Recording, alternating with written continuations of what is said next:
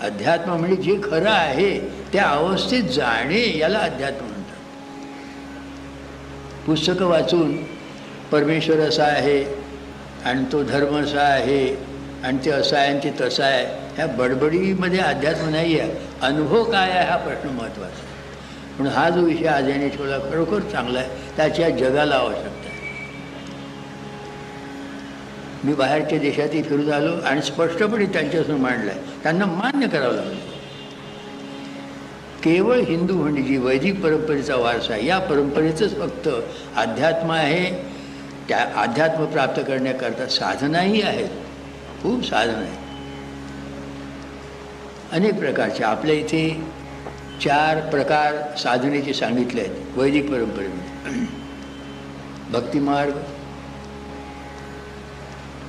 कर्ममार्ग,